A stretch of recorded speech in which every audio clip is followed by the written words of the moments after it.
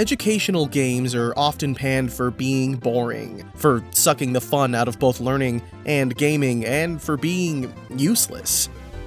When an educational game's focus is on not actually teaching but performing a skill, it doesn't really help in any way. I remember playing Math Blaster for hours and never feeling like I learned math so much as I did math, and that's a shame too, because games teach us things all the time. We have to learn new mechanics and systems, and with games like Civilization and Crusader Kings 2, we can learn so much more just because that information is part of play. We need to learn these real-world things in order to play the game.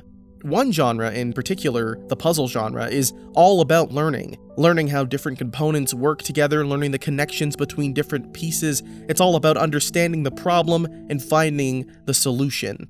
And a method of teaching like that can be incredibly useful for what is considered one of the most intimidating things to learn and one of the most complex puzzles: programming.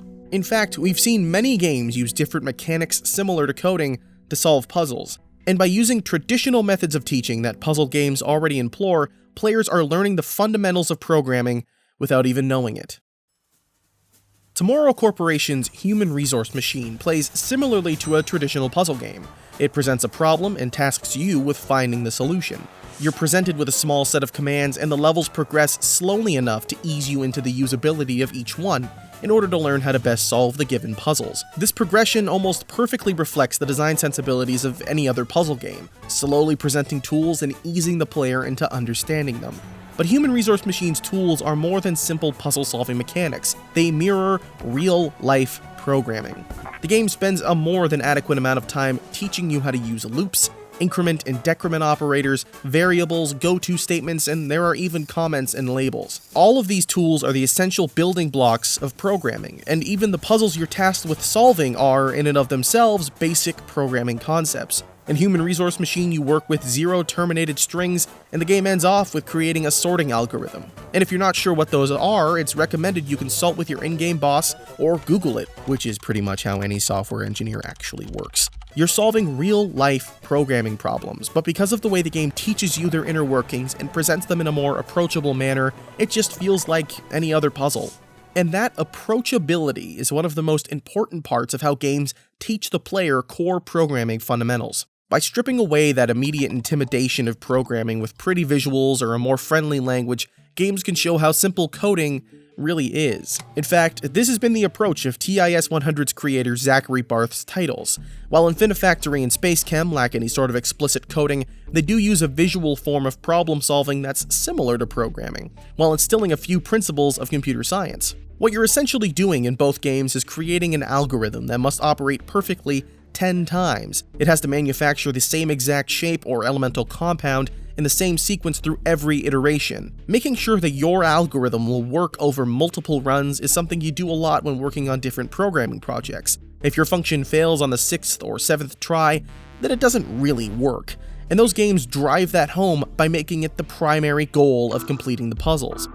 While Zachary Barth's titles are great for enforcing the idea of consistency, they and many other programming puzzle games also teach that solutions can be optimized. The open nature of programming that these titles utilize allows for many solutions to be crafted for every problem. You can mix and match pieces and tools and ideas to make many solutions to the same problems, and the game shows you how you stacked up against other players. But these are more than just leaderboards. These graphs show if a solution has room to be optimized by using less pieces or less cycles. By encouraging players to rank higher or lower on these graphs, they're learning how to optimize their algorithms by reducing steps and cycles, which is what all programmers do. The idea is something that has been the basis of computer science for some time now, trying to find the best and fastest ways we can solve problems. But while these titles are all about using programming as a means of solving problems, and they do a fantastic job of teaching it in a more straightforward manner, the gameplay style is still very niche.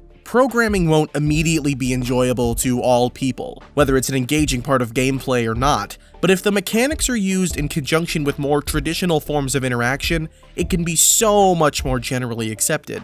Fundamentals of computer science can be used as a means to allow the player to tinker with the worlds they inhabit while playing and adjusting things in ways traditional systems never could. And this sort of design leads to what I think is the most important way games can teach programming, by making it fun.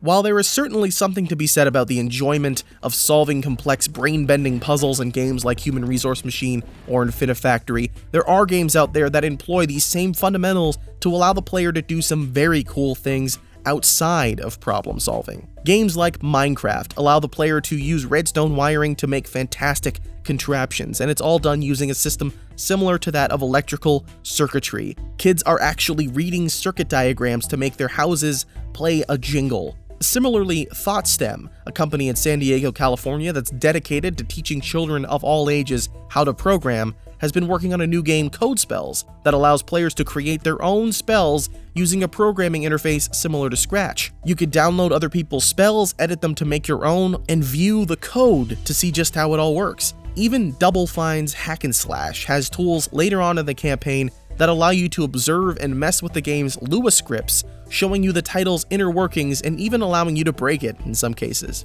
Games like these are the evolutions of the Math Blasters and Reader Rabbits of the past, and they're already being used in schools to great effect. We're teaching kids how to do things that apply to the real world while still having fun. Games like Infinifactory and Minecraft and Human Resource Machine are showing people the power and enjoyment of programming without asking them to sit down through a long, boring book about a specific language or a class of endless, tedious lectures on computer science. By slowly teaching them the necessary information, by showing them the power of programming, and by making it fun, gamers of all ages are being introduced to the ideas of coding. All of the intimidation of looking at code for the first time is washed away with these games, and the rate at which visual programming is becoming more and more common is only making it easier for people to learn. With these fantastic tools for learning and play created by great developers and brilliant teachers, people of all ages are learning one of the single most important skills of our generation.